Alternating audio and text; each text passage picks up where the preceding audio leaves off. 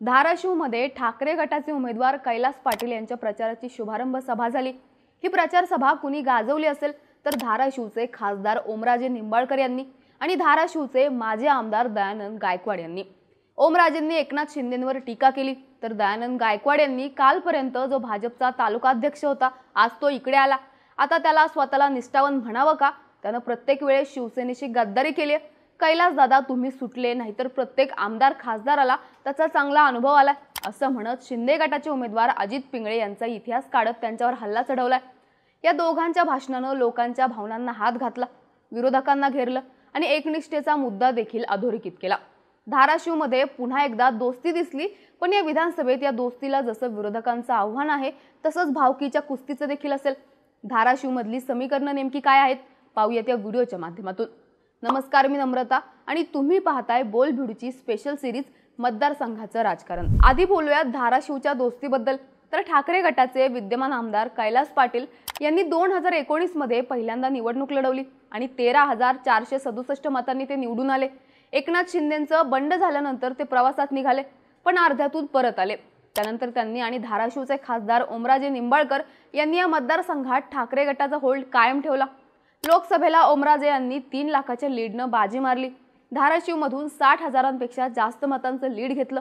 ओमराजे आणि कैलास पाटील ही जोडगोळी मतदारांचे फोन उचलणं, छोटे छोटे प्रश्न सोडवणं आणि ठाकरेंसाठी प्रचंड एकनिष्ठ असणं यासाठी ओळखली जाते। कैलास पाटील यांनी पहिल्याच टर्ममध्ये मतदारसंघात औद्योगिक विकास करणारी कौडगाव MIDC उभारण्याचा निर्णय मंजूर करून घेतला। सोलापूर, तुळजापूर, धाराशिव रेल्वे मार्गाच्या रखडलेल्या कामाला गती मिळवून दिली।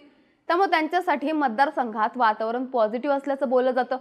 जिथं कैलास पाटील मागे पडतील तिथं ओमराजे निंबाळकर बेरीज बसून देतील अशी देखील चर्चा आहे। साहजिकच दोस्ती महत्त्वाची आहे आणि सामना फिरवू शकणारी देखील, पण सामना होणार कुणासोबत आहे तर शिंदे गटाच्या अजित पिंगळे यांच्यासोबत। पिंगळे हे भाजपमध्ये होते, पण त्यांनी अर्ज भरण्याच्या तोंडावर शिंदे गटात प्रवेश केलाय आणि तिकीट मिळवलंय। खरं तर पिंगळे हे मूळचे शिवसेनेचे। 2019 मध्येच त्यांची निवडणूक लढवण्याची इच्छा होती, पण त्यांना तिकीट नाकारण्यात आलं आणि त्यांनी बंडखोरी केली।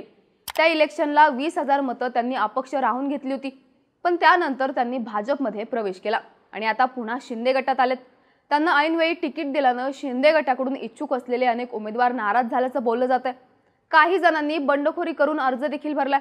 इथं तानाजी सावंत यांच्या माध्यमातून शिंदे गटाची ताकद आहे। शिंदे गटाचा फोर्स सावंत यांना ऍक्टिव्ह करता आला तर पिंगळे यांची ताकद वाढू शकते असं बोललं जात आहे।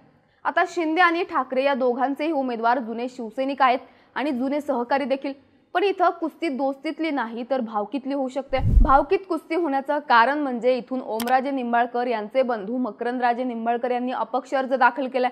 2019 मध्ये ओमराजे खासदार झाल्यानंतर इथं उमेदवार कोण हा प्रश्न होता, तेव्हा ओमराजे निंबाळकर यांचे चुलत बंधू मकरंदराजे निंबाळकर यांच्या नावाची चर्चा झाली। मात्र शिवसेनेकडून एकाच घरात 2 पदं देणार नाही असं म्हणून मकरंदराजेंना डावलून कैलास पाटील यांना उमेदवारी देण्यात आली होती। म्हणजेच मागच्या इलेक्शनलाच मकरंदराजे निंबाळकर नाराज झाले होते।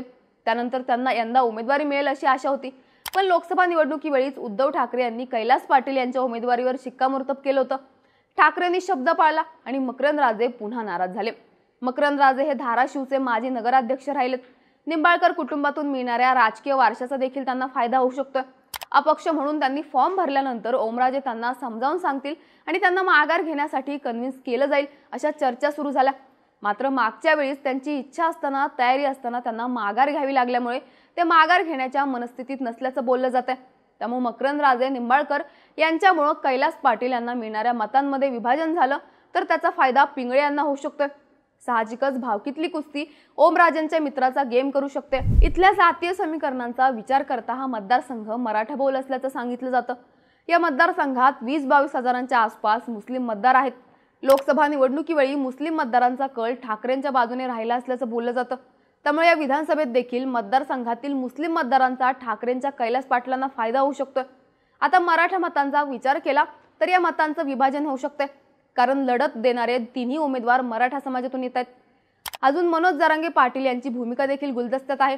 मकरंदराजे निंबाळकर आणि अपक्ष अर्ज भरलेल्या इतर उमेदवारांना देखील जरांगे पाटील यांचा पाठिंबा मिळावे अशी अपेक्षा आहे। पण कैलास पाटील यांनी मराठा आरक्षणाच्या बाबतीत जरांगेंना भेटणं, आरक्षणासाठी विशेष अधिवेशनाची मागणी करणं यात ते पुढे होते, त्यामुळे त्यांना मराठा मतं मिळू शकतात।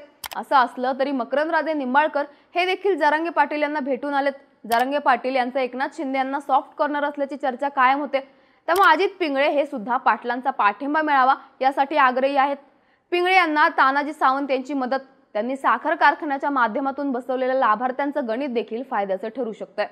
थोडक्यात दोस्ती आणि भावकी यावर ही निवडणूक फिरणार आहे। पण इथं यावर्षी एकनिष्ठतेचा मुद्दा जोरावर असल्यामुळे बंडखोर आणि पक्षफुटीनंतर ठाकरेंच्या शिवसेनेतून गेलेल्या उमेदवारांची वाट जरा अवघडच असल्याचं बोललं जातंय।